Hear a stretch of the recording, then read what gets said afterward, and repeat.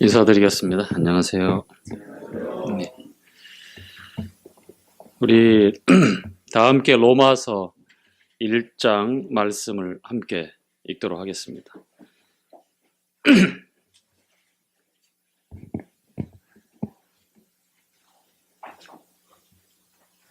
로마서 1장 16절부터 17절까지 두 구절 말씀 함께 읽지요.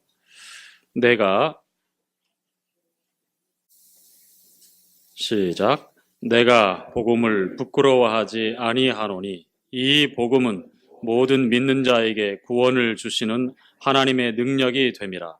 첫째는 유대인에게요 또한 헬라에게네로다. 복음에는 하나님의 의가 나타나서 믿음으로 믿음에 이르게 하나니 기록된 바 오직 의인은 믿음으로 말미암아 살리라 함과 같으니라. 자, 오직 의인은 믿음으로 말미암아 살리라 함과 같으니라.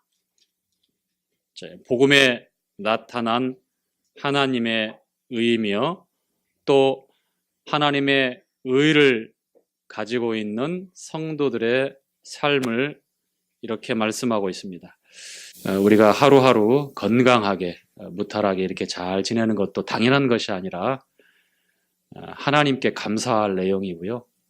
그리고 매주마다 이렇게 우리가 모여서 하나님 앞에 예배드리는 시간이 얼마나 복된 시간인지 저는 예배드리는 그 시간 내내 참 마음에 깊은 감동이 있었습니다. 언제 우리에게 이런 감사가 있었는가? 언제 이렇게 전능자, 절대자 하나님을 향하여 찬양할 수 있는 그런 마음이 있었던가? 오히려 불평불만과 염려와 좋지 않은 마음이 우리 마음에서 얼마나 들끓었던가? 그런데 새로운 피조물로 우리를 거듭나게 하시고 하나님 앞에 영과 진리로 예배할 수 있는, 그래서 우리 중심에 참으로 아무런 그런 불순물이 섞여 있지 않는 순수한 주님의 이름을 힘입어 감사할 수 있는, 찬양할 수 있는, 기쁨으로 하나님께 나아갈 수 있는 그리스도인이라고 하는 이 사실이 얼마나 축복된 그런 상황인지, 그리고 우리가 얼마나 큰 축복 가운데 살고 있는지 한 번 더 생각할 때에 참 제 마음에 깊은 감동이 있었습니다. 곁에 있는 형제들의 입이 또 마음이 감동되어지고 그 입을 벌려서 하나님을 높일 때에 그걸 가만히 듣고 있으면서 참 주님 감사합니다. 우리 주님의 놀라운 은혜가 이렇게 믿음으로 믿음에 이르게 하는, 오직 의인은 믿음으로 살리라 함과 이렇게 말씀하신 대로 정말 그렇군요. 눈에 띄는 변화도 있지만 반드시 구원받은 성도들의 삶에 있어서는 생각하는 것, 또 바라보는 것, 그리고 잘 평가하고 선택하고 계획하는 것들이 조금씩 변해갑니다. 그럴 수밖에 없습니다. 이것은 너무나 당연한 결과입니다. 구원받은 성도들의 가장 두드러진 두 가지 특징이 변화가 되는데요. 그것은 가치관과 그에 따르는 생활 방식이죠. 믿음에서 믿음에 이른다고 하는 것, 그리고 하나님께서 예수 그리스도의 그 거룩한 의를 우리에게 주셨을 때에, 선물로 주셨을 때에 우리가 받은 그 의로움은, 그 의로움을 가진 성도들을 가리켜서 의인이라고 성경은 증거하고 있는데요. 오직 의인은 믿음으로 말미암아 살리라 함과 같으니라. 이미 구약의 선지자 하박국 선지자를 통해서 증거했고, 그리고 이 복음의 변증을 통해서 로마에 있는 성도들에게 논리적으로 쉽게 설명하고 증거하고 있는 내용이 로마서입니다. 그래서 오늘 주제는 복음의 변증이라고 이렇게 제가 한번 정해봤습니다. 뭐라고요? 사실 복음을 변증한다고 하는 것은 조금은 주제넘는 것 같을 수도 있어요. 그런데 오늘날 논리적으로 잘 설명하고 상대방으로 하여금 잘 이해할 수 있도록, 잘 받아들일 수 있도록, 그래서 잘 적용할 수 있도록 하는 그러한 일은 필요한 것 같습니다. 복음은 변증의 대상은 아니지만 우리가 믿고 있는 핵심의 중요한 포인트를 쉽게 잘 설명하고 논리적으로 풀어서 가르친다고 하는 것 또한 필요한 것 같습니다. 자, 저는 복음은 예수님이다 라고 이렇게 먼저 정의를 내리고 싶습니다. 뭐라고요? 복음은 뭐라고요? 자, 복음은 예수님이다. 여러분 어떻습니까? 제가 이렇게 먼저 정의를 내리는데 여러분 제가 내린 복음은 예수님이다 라고 하는 정의에 다른 의견을 가지고 있는 분은 거의 없을 것입니다. 아마 아무도 없을 것입니다. 예수님이 복음입니다. 우리는요, 뻔한 사실, 알고 있는 내용에 대해서 반복해서 듣고 또 듣고 할 때에 우리 마음에서 어떠한 일이 일어나는 줄 아십니까? 나도 모르게 저항이 생겨요. 내가 아는 것, 귀에 딱지가 내려앉을 정도로 많이 들었고 또 듣고 또 들어야 돼 라고 하는 나도 모르는 내 마음속에서 일어나는 저항이 생깁니다. 그래서 하나님 말씀에 대해서 특히 복음이라고 하는 것에 있어서 집중해서 깊게 알아보려 하지 않습니다. 막연한 그러한 내용에 대해서만 수박 겉핥기식으로 매번 지나가고 맙니다. 그렇죠? 여러분이 그렇게 관심을 기울이지 않을 때는 그러한 일들이 평생에 반복되어져요. 그런데 성경에서 우리에게 증거하고 있는 복음, Good News Gospel, 이 복음은요, 우리가 생각하는 것처럼 그렇게 단순하지가 않습니다. 내가 복음을 듣고 믿고 있다고 하지만 그 내용에 대해서, 그 근거에 대해서 올바르게 알고 있는지에 대해서도 한 번쯤은 짚고 넘어가야 합니다. 셀 수 없는 그러한 많은 교회들이 있지요. 성경을 가르치고 이야기하는 그러한 많은 그러한 성직자들이 존재하고 있지요. 우리 주변에 크리스찬이라고 불려지는 많은 사람들이 있습니다. 공통적으로 예수님을 믿는다라고 얘기하지만 그 믿음의 내용과 근거가 무엇인지 구체적으로 다른 사람에게 변증을 한다고 할 때에 물론 사람마다 제각각 말에 대한 언변이 또 그 내용이 조금씩은 다르기 때문에 상대방이 그리고 내가 전하고 받아들이는 데 있어서 차이가 있을 수 있겠습니다만 우리 모두가 복음을 믿을 때에 변하지 않는 사실이 있고 변하지 않는 그 사실은 하나님 말씀에서 진리라고 얘기합니다. 진리가 우리가 믿고 전하는 복음의 내용이 되어야 합니다. 단순히 기쁜 소식, 배고픈 사람, 굶주림에 지쳐있는 사람에게는 한 덩어리의 떡이나 빵이 그들에게는 복음입니다. 갈증으로 비틀거리는 그런 사람에게는 한 잔의 시원한 생수가 그에게 복음이 되죠. 우리가 전하고 우리가 듣고 그리고 우리가 믿는 복음은 죄사함으로 말미암는 구원입니다. 이것이 성경에서 우리에게 전하는 진리의 말씀이에요. 자, 마태복음 1장을 한번 펴보죠. 저는 복음은 예수님이다 라고 먼저 정의를 내리고 그렇다면 예수, 우리 주님의 거룩한 이름 예수 그리스도, 이 예수라는 말의 의미를 우리가 먼저 알아야 될 것 같습니다. 우리 주님의 풀네임 주 예수 그리스도 안에 아버지와 아들과 성령의 이름이 함축되어 있다라고 교제를 드린 적이 있습니다. 아도나이, 주.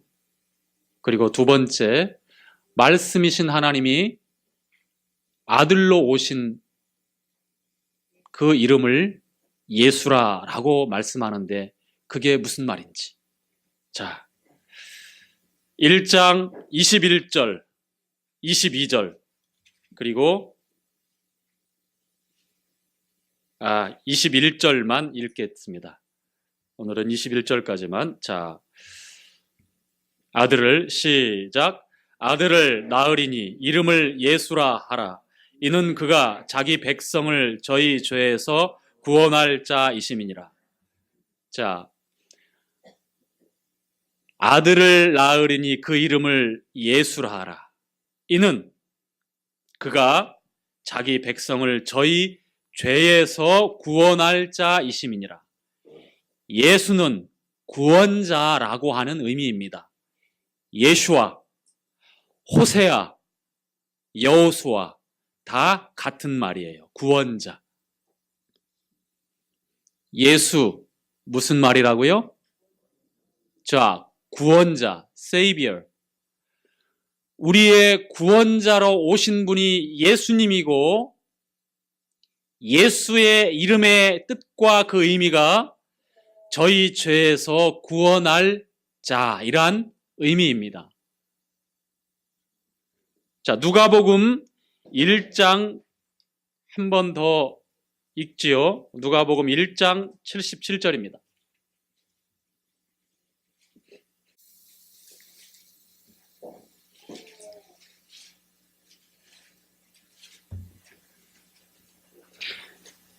(1장 77절)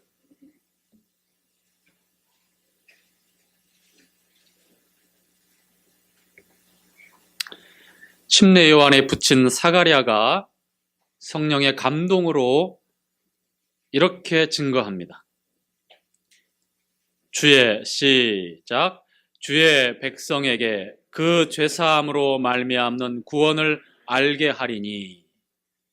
자, 침례 요한은 광야에서 외치는 자의 소리, 주의 첩경을 평탄케 하는 그러한 사역을 가지고 우리 주님보다 6개월 먼저 이 땅에 와서 주님의 사역을 준비하는 그러한 마지막 선지자입니다.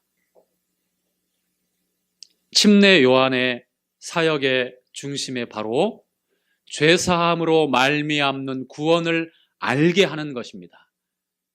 예수 그리스도를 통하여 유대 백성들에게 죄사함이 이루어지고 죄사함을 통하여 구원이 임하는, 구원을 얻게 되는 그 사역을 예비하고 주님을 나타내는 그 사역을 준비하는 그 일이 바로 침례 요한의 사역이었어요. 우리는 잘 아는 대로 복음하면 예수 그리스도의 십자가 희생을 생각하게 됩니다.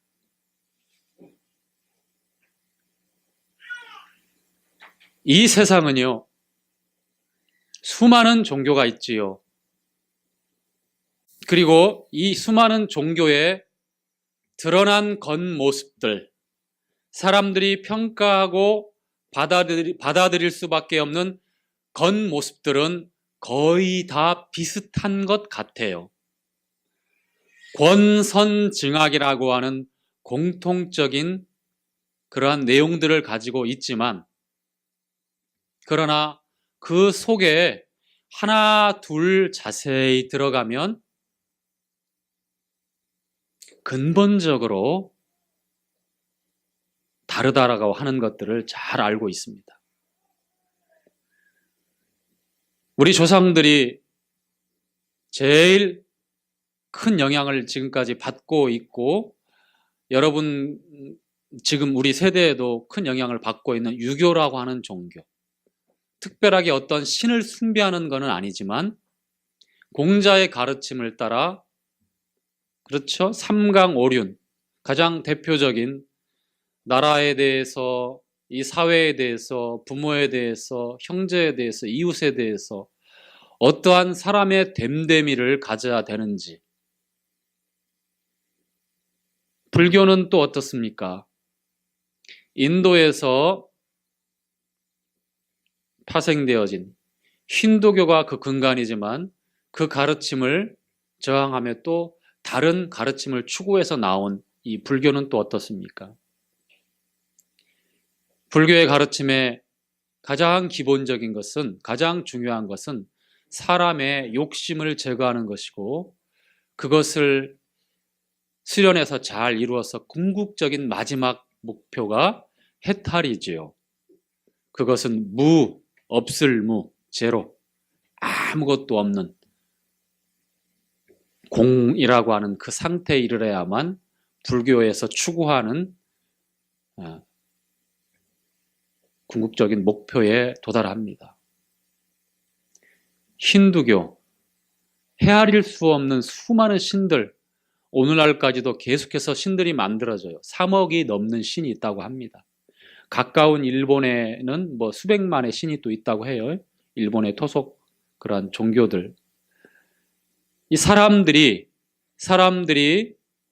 하나님께 나아갈 수 없기 때문에 그 이르는 방법들을, 다양한 그러한 방법들을 고안해내는데, 종교의 한 모습으로 수천 년의 그러한 인류의 역사가 지속되어 오면서 사람들이 관습에 따라서, 또 문화에 따라서, 그리고 역사적인 흐름에 따라서 그 종교적인 신념과 또 종교적인 가르침을 고집하면서 계속해서 수행을 하고, 또 복과 사랑을 구하고 어떤 절대자를 끊임없이 찾고, 그리고 거기에서 자신의 안녕을 구하고 있지요.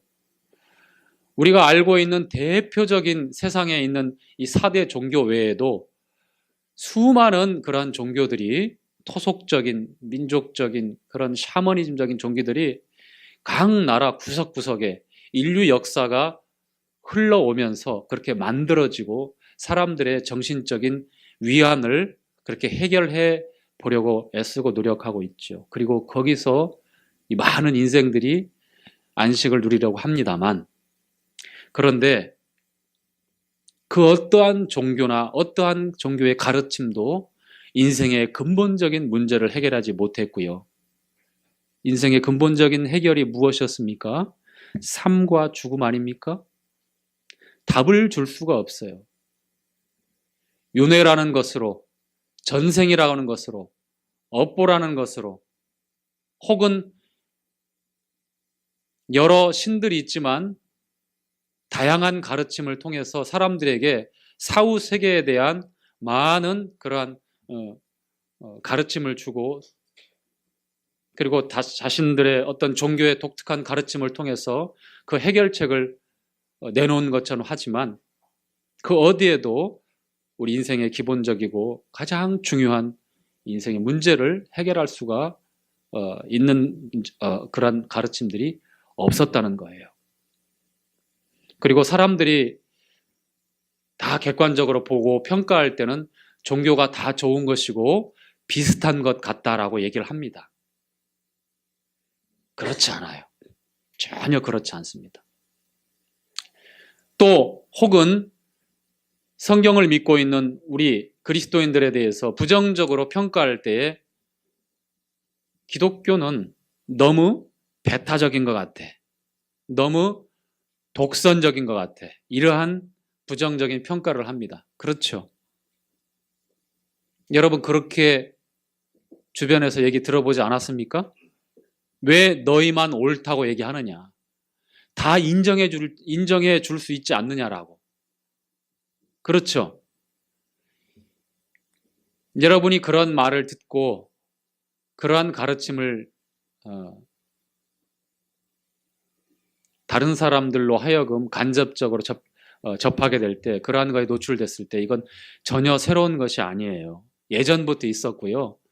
이러한 다원주의는 포스트 모더니즘이라고 하는 현 시대의 시대 상황에 잘 맞게 그렇게 포장되어서 수많은 사람들에게 기독교의 배타성과 독선적인 것을 더 부각시키려고 그렇게 부정적으로 평가하고 공격하는 빌미가 되어지지만 그렇지 않아요. 예전부터 있었고요. 전혀 새로운 것이 아닙니다. 전도서에서 말씀하고 있는 대로 해 아래 새 것이 없는데 오늘 이 시대에 이 다원주의의 가르침이 사람들에게 잘 맞는 거예요. 그리고 사람들이 이러한 가르침을 좋아하고 거기에 호응하고 성경적인 유일한 가르침을 좋아하지 않고 거절하고 오히려 공격하고 있는 현실인 거예요. 그러나 누구나 막론하고 여러분이 알아야 될 것은 어떤 종교를 막론하고 이러한 독선적이고 배타적인 것은 다 동일하게 가지고 있다는 거예요. 성경 신자들, 기독교만 그렇다라고 보는 것은 잘못된 겁니다. 얘기해 보면 다 그래요.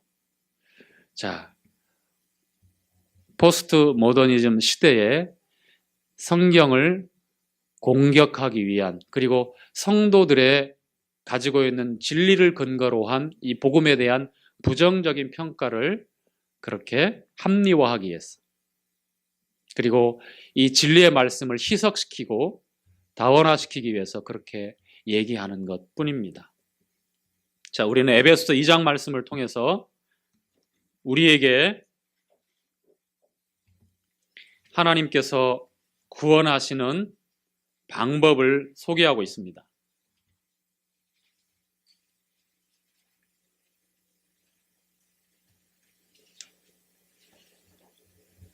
에베소서 2장 말씀. 자, 먼저 2장 말씀 읽기 전에 죄사함으로 말미암는 구원, 즉 죄로부터 건짐을 받는 것을 구원이라고 말씀하고 있고요. 예수님의 이름이 그 의미와 그 뜻이 저희 백성을 저희 죄에서 구원할 자라고 말씀했습니다. 또한 사가랴를 통해서 죄사함으로 말미암는 구원을 증거하고 있습니다. 그렇다고 하면 이 세상에 셀 수 없는 많은 종교에서 그 가르침에서 죄를 뭐라고 정의하고 있는지 여러분 알고 있습니까? 생각해 봤습니까?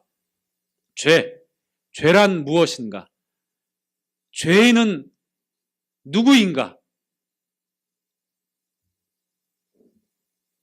죄와 죄인에 대한 올바른 정의가 내려지지 않으면 죄사함으로 말미암는 구원, 즉 예수님이 우리를 구원하시기 위해서 오셨는데 우리의 구세주가 되시고 우리의 구원자가 되시는데 우리가 예수님을 믿어야 구원을 받습니다. 믿음으로 구원을 얻습니다.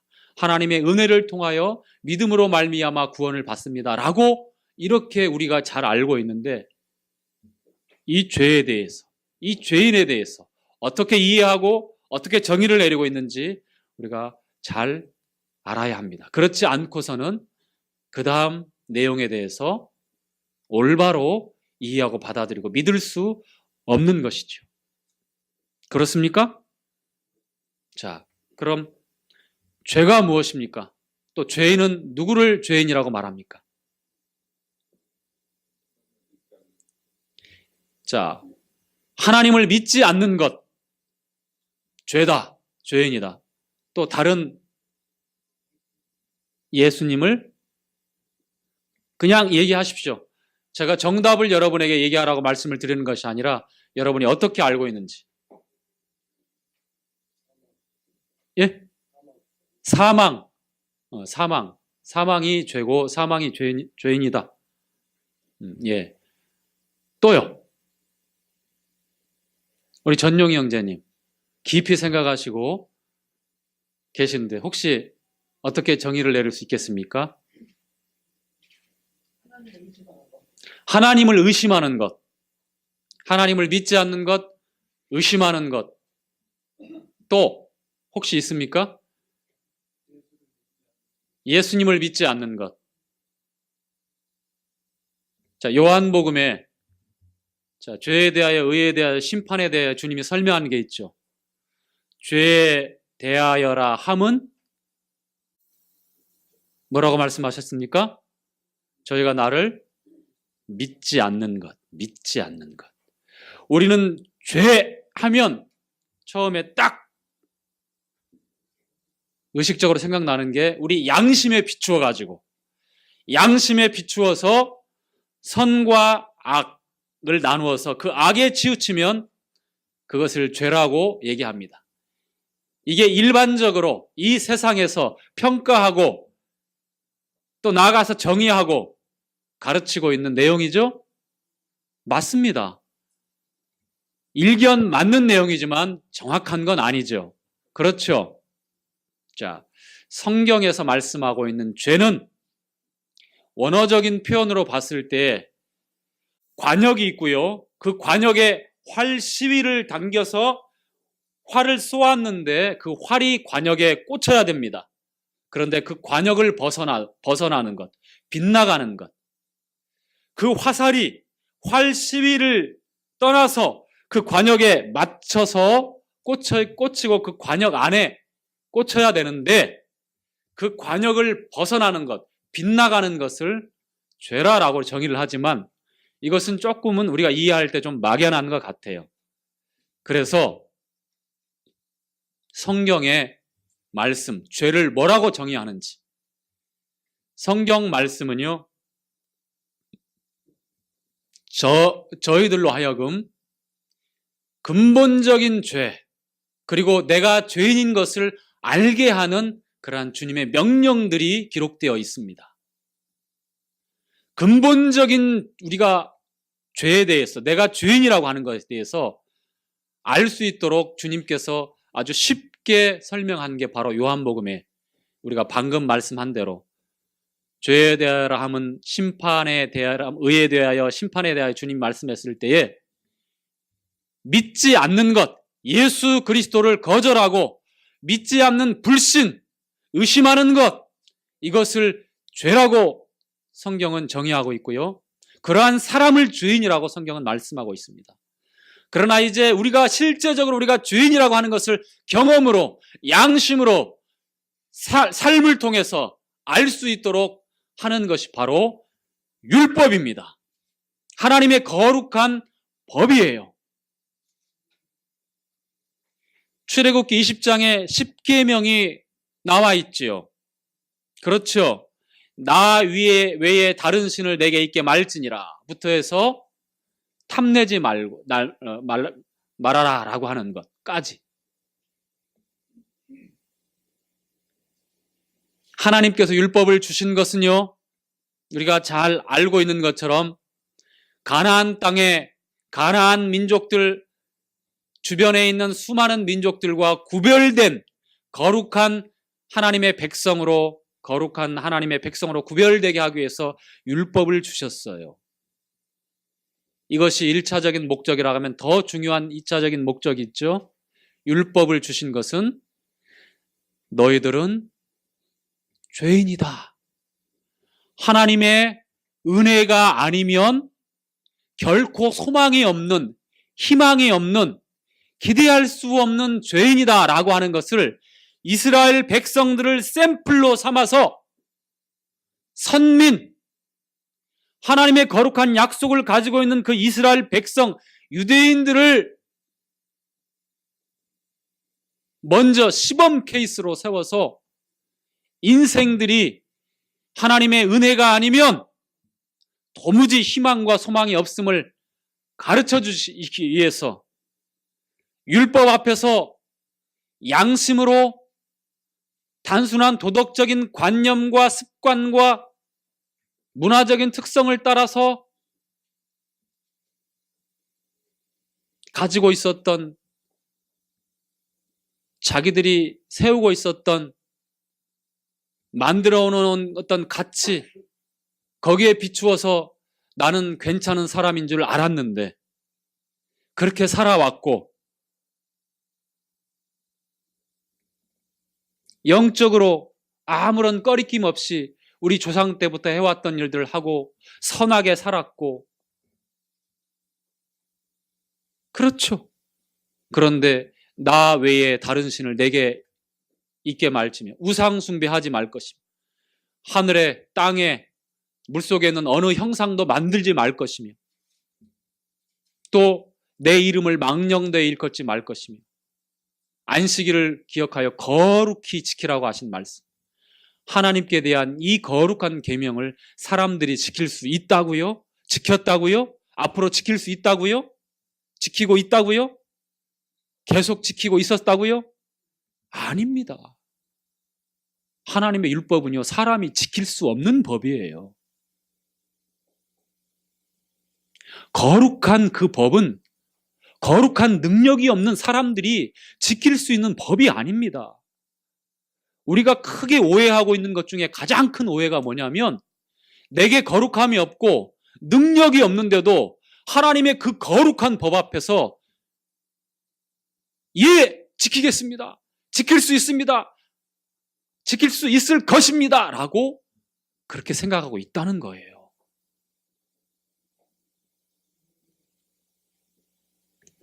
간음하지 말라, 도적질하지 말라, 탐내지 말라, 거짓 증거하지 말라, 부모를 공경하라 5계명부터 해서 간음하지 말라, 도덕치지 말라, 거짓 증거하지 말라, 탐내지 말라. 우리 주님께서 하신 말씀 가운데 율법을 완전케 하기 위해서 오셨다고 말씀하셨는데요. 골로새서 말씀과 또 우리 주님께서 하신 말씀에 보면 아, 그렇구나. 우리가 드러나고 있는 몇 가지 딱딱 이 법. 그래, 나는 하나님만 섬겼어. 나는 우상 숭배한 적이 없어. 안식일을 잘 지켰지. 주님의 이름을 망령되이 일컫은 적이 없었어. 이러한 수준이 아니었다는 거예요.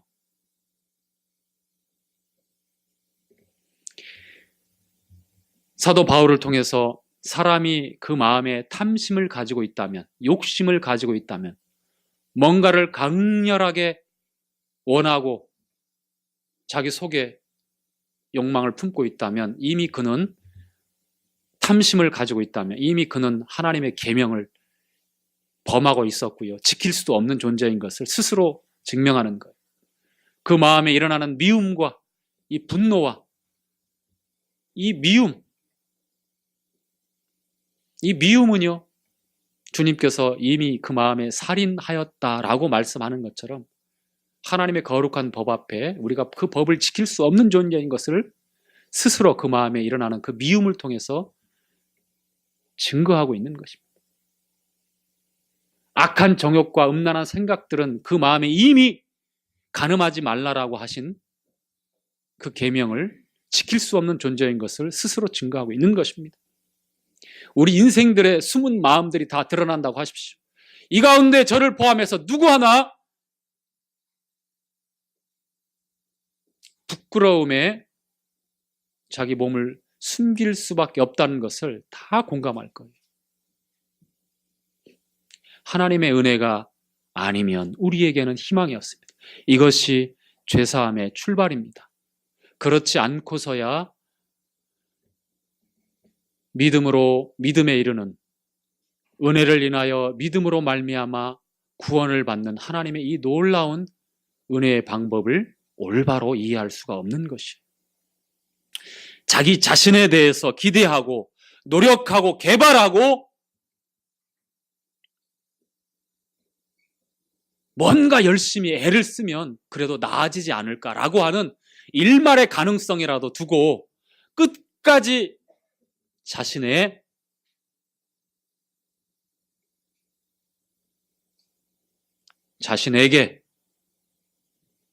자신을 통해서 이루어질 수 있다라고 소망을 두고 있다면 이 믿음에서 믿음에 이르는 은혜로 믿음으로 구원받는 이 하나님의 은혜의 방법을 올바로 믿을 수 없다는 거예요. 여러분요, 자, 변증이라고 했으니까 제가 에베소 2장 말씀 읽기 전에 창세기 3장 말씀을 한 절 읽고요. 우리가 어떠한 존재인가 먼저 올바로 보고, 아, 그렇구나. 하나님이 우리에게 율법을 주셨을 때는 우리가 죄인인 것과 우리가 이것쯤이야 라고 생각했던 소소한 부분까지, 그 부분까지 하나님 앞에서 심판받을 수밖에 없는 그러한 존재였다는 것을 알게 하시기 위해서 그 법을 주셨다고 하는 것을 우리는 알아야 한다는 것이었고요. 자, 창세기 3장 16절. 16절이 아니고요. 22절이네요. 22절. 자, 찾았죠? 자, 함께 읽죠. 시작. 여호와 하나님이 가라사대 보라, 이 사람이 선악을 아는 일에 우리 중 하나같이 되었으니 그가 그 손을 들어 생명나무 실과도 따먹고 영생할까 하노라 하시고, 23절까지 여호와 하나님이 에덴 동산에서 그 사람을 내어보내어 그의 근본된 토지를 갈게 하니라. 자, 여러분, 죄에 대해서 정의를 내릴 때에, 또 죄인이라고 했을 때에 이 창세기 말씀에, 창세기 3장 22절에 나와 있는 말씀을 통해서 우리가 그 사실을 추적해 가고 변증해야 합니다. 로마서 5장 12절에서는 이렇게 말씀하고 있어요. 한 사람으로 말미암아 세상에 죄가 어떻게 했다? 들어왔다고 말합니다. 죄로 말미암아 뭐가 왔어요? 사망이 왔다고 말씀하고요. 이러므로 모든 사람이 죄를 지었고 모든 사람에게 사망이 임하였다라고 또 그렇게 증거하고 있습니다. 이 한 사람 아담을 통해서 어떠한 일이 벌어졌습니까? 우리의 조상이에요. 6,000년 전에 최초의 인류입니다. 시초예요. 자, 선과 악을 알게 하는 지식의 열매, 이 선악과를 따먹지 말라라고 하나님께서 명령했는데, 자, 사단의 미혹을 따라서 하나님의 말씀을 어기고 불순종하며 그 실과를 따먹게 되죠. 그리고 어떻게 됐습니까? 이렇게 하나님은 말씀해요. 이 사람이, 이 아담이 우리 중에 하나처럼 선악을 아는 일에 우리와 같이 되었다고 말합니다. 죄의 근본과 그 뿌리가 바로 여기에 있어요.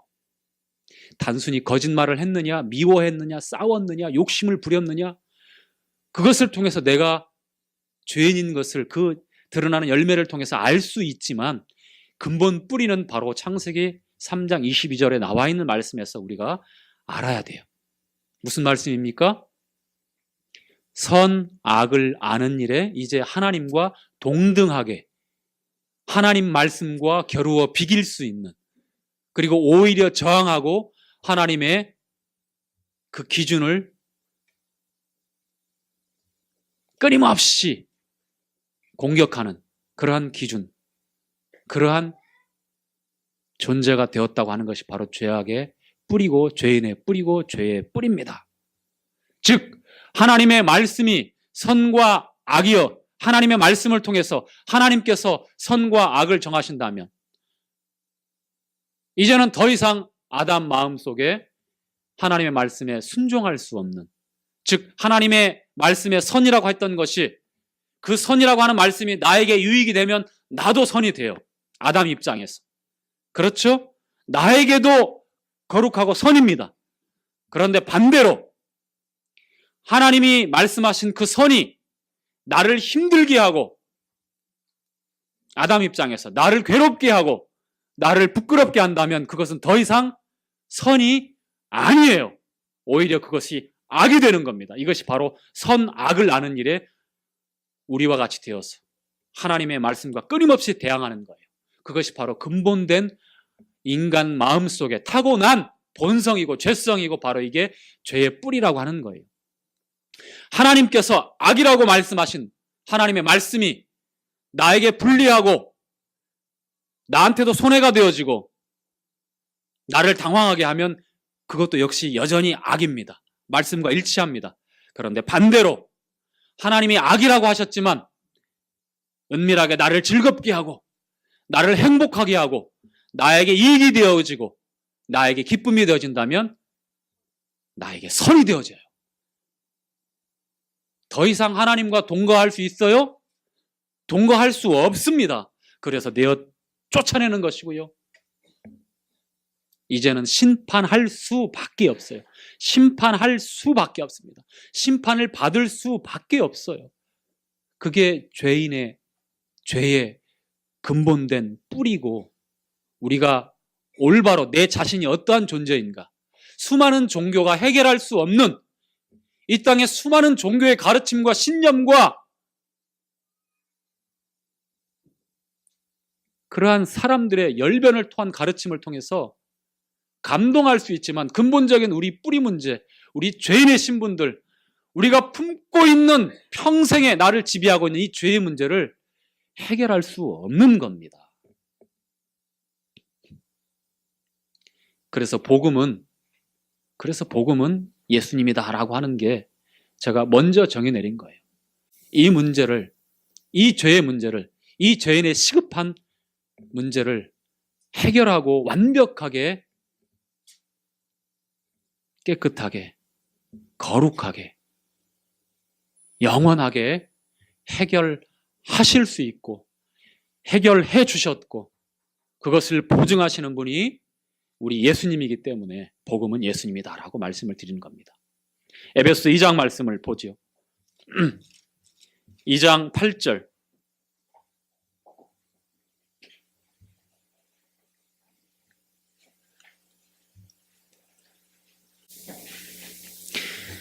자, 2장 8절 여러분 다 아는 말씀입니까? 자, 다 아시면 저를 한번 봐주세요. 저를 보고 합시다. 다 암기하시죠? 혹시 제가 틀리면 모르니까 한번 컨닝 좀 하고요. 자, 편안하게 너희가 시작. 그 은혜를 인하여 믿음으로 말미암아 구원을 얻었나니. 자, 9절까지. 이것이 너희에게서 난 것이 아니요 하나님의 선물이라. 자, 9절 보면서 행위에서 난 것이 아니니 이는 누구든지 자랑치 못하게 함이니라. 에베소 2장 8절은 우리가 잘 알고 있지만 이 내용을 구원받은 성도들이 평생에 적용하고 평생의 삶의 내용으로 삼고 평생에 하나님 앞에서 이와 같은 믿음으로 살아야 합니다. 자, 우리는 창세기 3장 22절 말씀을 통해서 우리가 본질적으로 어떠한 존재인지 봤죠. 더 평생에 그것을 보게 될 겁니다. 여러분에게 어떠한 그 뿌리가 남아있고 죽을 때까지 해결할 수 없는 내 스스로 이 사망의 몸이라고 사도 바울이 로마서 7장에 사망의 몸이라고 한 이 타락한 이 자아가 얼마나 뿌리 깊고 지독하고 주인 행세를 하려고 하는지를 여러분이 구원받은 성도이지만 구원받은 형제고 자매지만 주님께 더 가까이 갈수록 이것이 얼마나 깊고 지독하고 악랄한 존재인지, 우리가 어떠한 존재인지, 내 본질적으로 전적으로 타락해서 희망이 없는 존재인지를 우리가 갈수록 그것을 더 분명하게 보게 되어 있어요. 그럴 때 믿음으로 믿음에 이르는 하나님의 은혜에 대해서 찬양하고, 아, 그렇구나, 예수 그리스도가 아니면 우리에게 해답이 없구나. 자, 너희가 그 은혜를 인하여 믿음으로 말미암아 구원을 얻었나니 이것이 너희에게서 난 것이 아니요 하나님의 무엇이다고요? 선물. 여러분, 은혜에 대해서 먼저 정의를 내려야 합니다. 선물은요, 우리 사람들은 선물을 줄 때에 나와 연관이 없거나 나와 아무런 친분이 없거나 그런 사람들에게는 선물을 주지 않습니다. 그렇죠? 그래도 선물은 선물이죠. 그런데 하나님께서 우리에게 주시는 선물은 우리가 잘 알아야 돼요. 은혜, 하나님의 은혜라고 하는 이 grace. 여러분, 은혜는 어떤 걸 은혜라고 하죠? 우리 지훈이 엄마가 은혜죠?